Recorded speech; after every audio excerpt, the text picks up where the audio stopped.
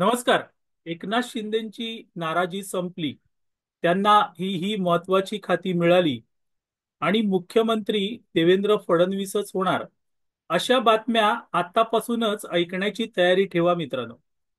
कारण मागच्या काही दिवसांपासून म्हणजे निकाल लागला त्या 23 तारखेपासून सातत्याने तुम्ही एकनाथ शिंदे हे नाराज आहेत आणि ते कसे सरकार स्थापनेमध्ये खोडा निर्माण करतायत अशा बातम्या सातत्याने ऐकत होता. आजच्या तारखेची प्रतीक्षा होती मित्रांनो.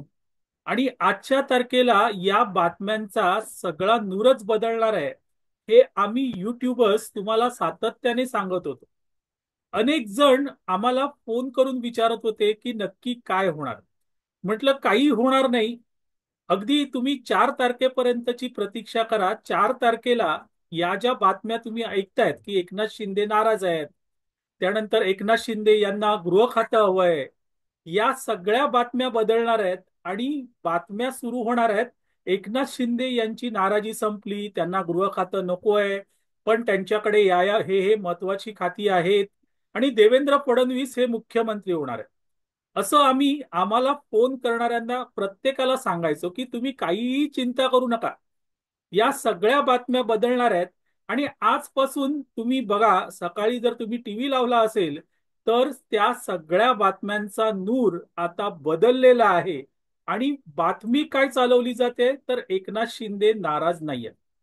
मग हे जे नाराजी नाट्य होतं ते काय होतं? तर मित्रांनो, हे नाराजी नाट्य मीडियाला खेळवण्यासाठी झालेला एक मोठा प्लान होता. आज 4 तारखेचा मुहूर्त साधायचा होता आणि त्यासाठी इतके दिवस काय करायचं? काहीतरी चालवत राहिलं पाहिजे, काहीतरी मिळालं पाहिजे, या आशेवर मीडिया होती.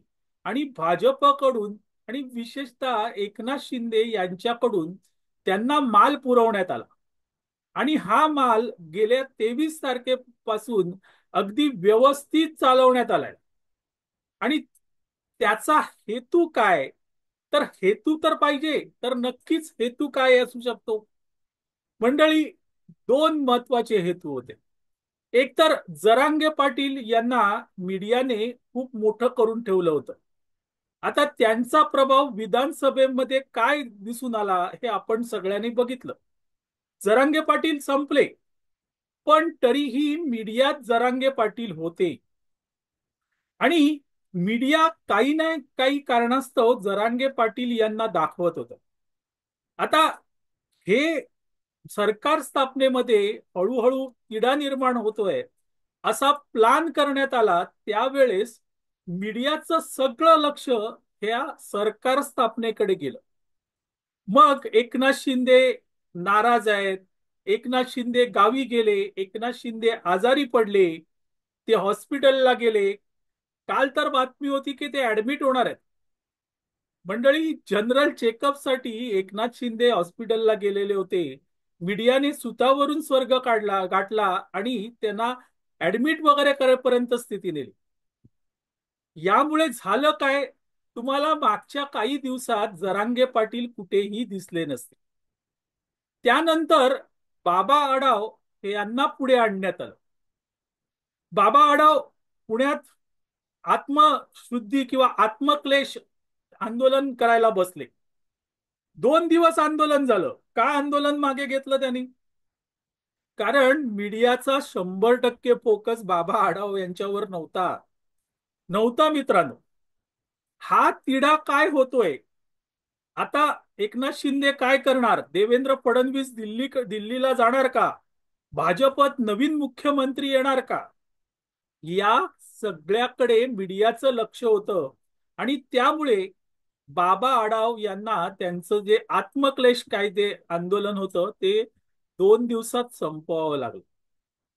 मंडळी, तिसरा महत्वाचा मुद्दा तो म्हणजे मागच्या काही दिवसांपासून तुम्हाला टीव्हीवर शरद पवार असतील, उद्धव ठाकरे असतील किंवा नाना पटोले असतील, हे पार अभावानेच बघायला मिळाले. त्यांचाही टीआरपी संपून गेला. खरं म्हणजे त्यांचा पराभव झालेला होता.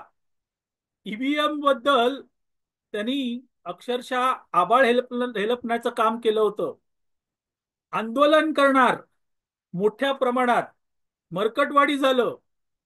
मीडियाने त्याकडे लक्ष दिलं नाही मित्र, त्याकडे लक्ष दिलं नाही. सगळ्याचा सगळा फोकस हा या तिड्याबाबत होता, कथित तिड्याबाबत होता, जो तिडा नव्हताच मुळी, जो तिडा नव्हता. आता तुम्ही इमॅजिन करा, जर 4 तारखेला आज गटनेता निवडला जाणार आहे भाजपचा, त्यानंतर उद्या शपथविधी आहे. इतके दिवस जर मध्ये ब्लँक गेले असते, तर आपल्या कानी कपाळी जरांगे पाटील, बाबा आढाव, मरकटवाडी, ईव्हीएम हे सातत्याने मारलं गेलं असतं, सातत्याने मारलं गेलं असतं. मग त्यापासून मीडियाला विचलित करायचं, यासाठी हा प्लान होता का? तर 100% हा प्लान होता मित्रांनो. हे सगळे विषय जे विरोधक ऐरणीवर आणू इच्छित होते, ते ऐरणीपर्यंत पोचलेत नाहीत मित्रांनो, पोचलेत नाहीत. कारण या विरोधकांची सगळी मदार ही मराठी मीडियावर होती. मराठी मीडिया या सगळ्या इश्यूंना मोठं करेल आणि आपल्याला काहीतरी राजकीय फायदा होईल, या आशेवर ही सगळी मंडळी होती. पण मराठी मीडियाला भाजप आणि शिंदेंनी गुंतवलं होतं कुठे? तर तिड्यामध्ये त्यांचा तिढा निर्माण करण्यात आला होता. तिड्यामध्ये तिढा निर्माण करण्यात आला होता मित्रांनो. आणि मराठी मीडिया ही अक्षरशः बावसळली होती, वेडी झाली होती. मंडळी, लहानपणी माझ्या आजीकडून मी एक गोष्ट ऐकलेली. ती गोष्ट अशी की एका गावात एक वेडा राहत असतो आणि त्याच गावाच्या जंगलामध्ये एक चेटकीण असते. ही चेटकीण अनेकांना पछाडत असते, भिवत असते आणि त्यामुळे जंगलात जायला कोणीही तयार नसतं. एक दिवशी तो वेडा जंगलाच्या दिशेने निघतो. गावातले लोक हादरतात, त्या वेड्याला रोखण्याचा प्रयत्न करतात, पण वेडा काही ऐकत नाही. तो जंगलाच्या दिशेने जातो, जंगलात शिरतो. चेटकिनीला वाटतं की आपल्याला नवीन खाद्य मिळालं, आता या माणसाला काही आपण सोडायचं नाही. आणि चेटकीन त्या वेड्याला पछाडण्याचा प्रयत्न करते. पण मित्रांनो, तो तर वेडाच असतो. तोच उलट चेटकिनीला पछाडतो, चेटकिनीला वेड करून सोडतो. इतकं वेड करतो की ती चेटकीन गावातून, गावातल्या त्या जंगलातून पळून जाते. मंडळी, मीडियाने मागच्या काही दिवसात जे काही केलं ते या वेड्यासारखं होतं, ते या वेड्यासारखं होतं. आणि विरोधक नावाचे चेटकीन जी जनतेला पछाडू इच्छित होती, ती स्वतःच वेडी बनून गेली मित्रांनो, वेडी बनून गेली. आहे की नाही गंमत? आहे की नाही गंमत? मंडळी, याच गोष्टीवरून गावात आमच्या एक म्हणही प्रचलित झाली. आणि ती म्हण अशी की चेटकीन गावली वेड्याक, चेटकीन गावली वेड्याक, वेडो नाही सुधारलो, चेटकीन पळान गेली. मंडळी, तेच नेमकं तुम्ही मागच्या काही दिवसांमध्ये अनुभवलं असेल, बघितलं असेल. आज ज्या पद्धतीने बातम्या येत आहेत, त्या बातम्या बघा, मग तुम्हाला कळेल की वेड्याने चेटकिनीला पळवून लावलं आणि त्या वेड्याला जंगलात सोडण्याचं काम जर कोणी केलं असेल, तर ते फडणवीस आणि एकनाथ शिंदे यांनी केलेलं आहे.